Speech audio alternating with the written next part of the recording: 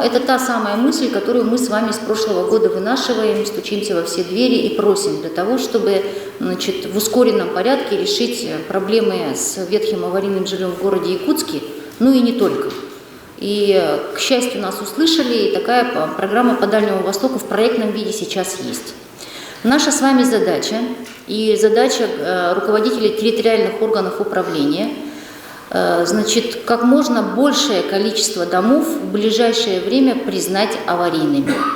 Людям необходимо объяснять.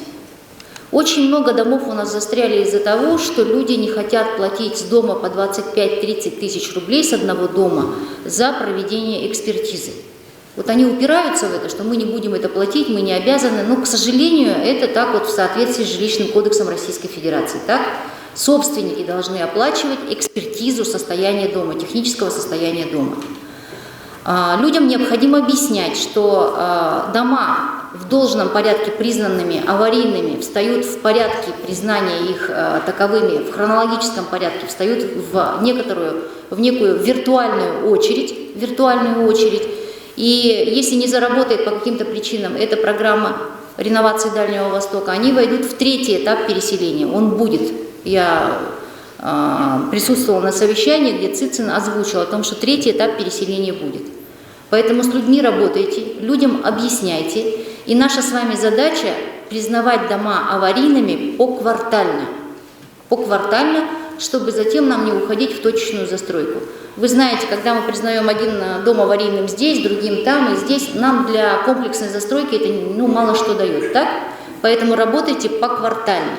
Значит, получается как? За 5 лет, с 12 по 1 января 2017 года, было признано аварийными, поправьте меня, 165 домов. 165 домов. Мы с вами за 1 год признали аварийными около 300, там меньше, чуть меньше 300 домов. То есть темпы, они очень серьезные, и мы делаем это специально. Я повторяю это из раза в раз, для того, чтобы как можно большее количество людей меня услышало. Необходимо документально признавать дома аварийными, чтобы показать реальное состояние аварийного фонда в городе Якутске. Вообще мы с Арсением Сергеевичем эту проблему обсуждали. И, значит, Евгений Николаевич, в ближайшее время вы должны внести план по реновации. Для этого нам надо просчитать, сколько мы признаем аварийным. Можно поставить перед собой, значит, очень амбициозную задачу, значит, уничтожить весь аварийный жилой фонд, переселить людей в нормальное жилье до 2027 года, например. Да? Но я это говорю умозрительно, потому что я не вижу пока цифр. И поэтому, коллеги, повторюсь, это наша с вами общая задача объяснять людям, чтобы они как можно быстрее юридически признавали свои дома аварийными. Будем повторять это до тех пор, пока у нас все дома не будут переписаны. Потому что как только эта программа будет принята или объявлена, Якутск должен с большим массивом войти в эту программу.